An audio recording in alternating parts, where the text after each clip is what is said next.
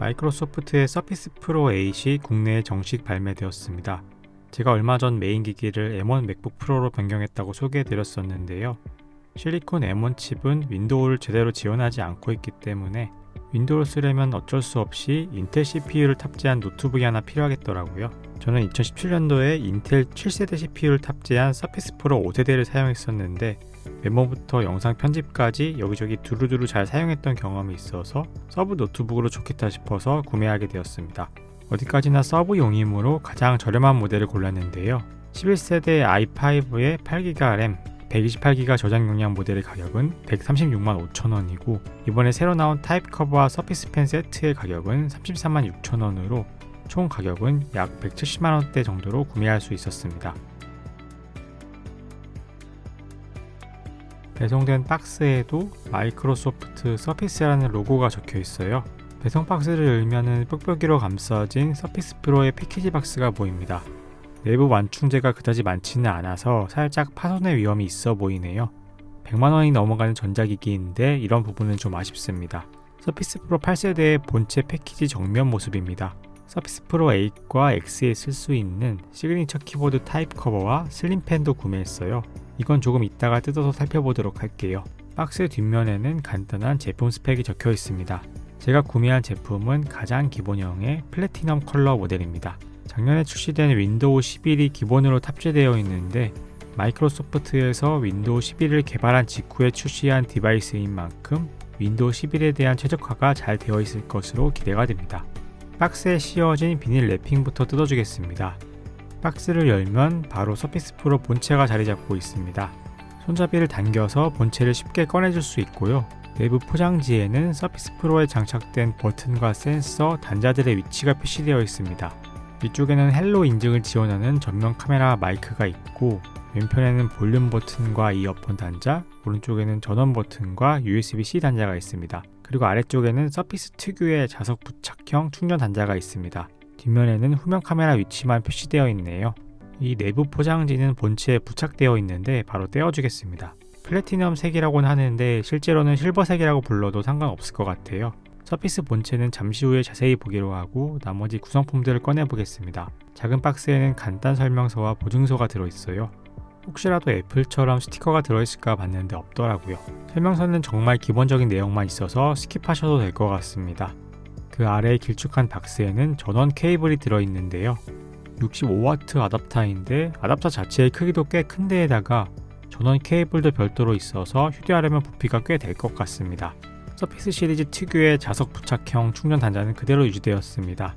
자석 방식이다 보니까 분리와 결합이 원터치로 편리하고 애플 맥북의 맥세이프 충전 단자와 비슷하게 분리될 때의 충격을 방지해줍니다. 이런 기능은 좋기는 하지만 저는 그냥 휴대가 불편해서 USB-C로 충전을 하게 될 것 같네요. 언박싱은 여기까지 끝내고 서피스 프로를 조금 더 자세히 살펴볼게요.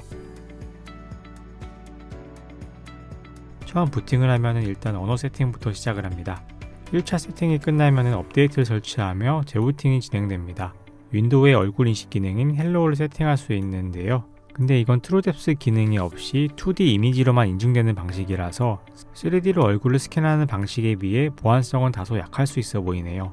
얼굴 인증 등록도 매우 빨리 끝납니다. 그 다음에 또 세팅에 시간이 좀 걸립니다. 윈도우답게 시간이 꽤 걸리니까 넉넉하게 기다려주세요.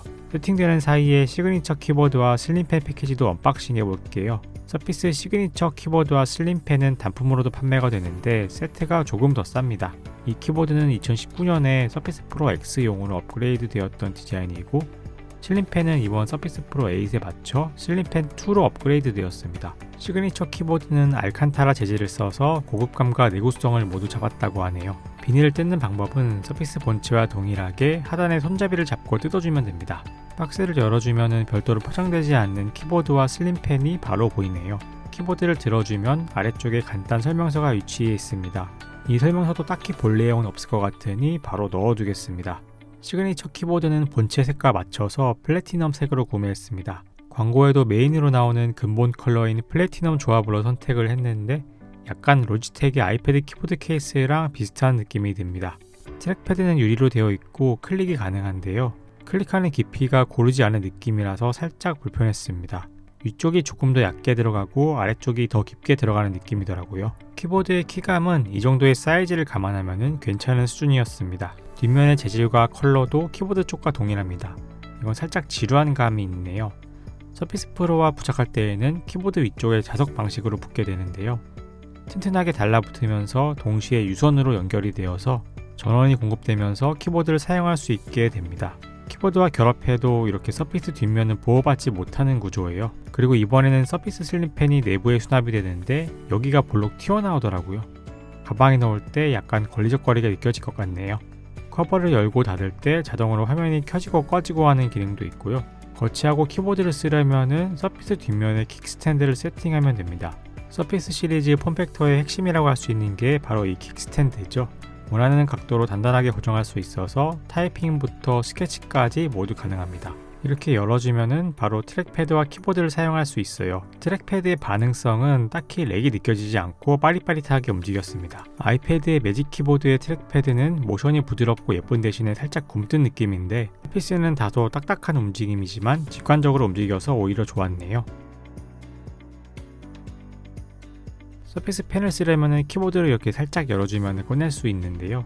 내부 수납과 동시에 충전이 되는 구조라서 분실 걱정도 없고 편하겠네요. 서피스 슬림펜을 뽑으니까 바로 설정창이 팝업으로 뜹니다. 먼저 오른쪽으로 쓸지 왼쪽으로 쓸지를 물어보는데요. 저는 오른손잡이니까 오른손잡이로 세팅해 두겠습니다.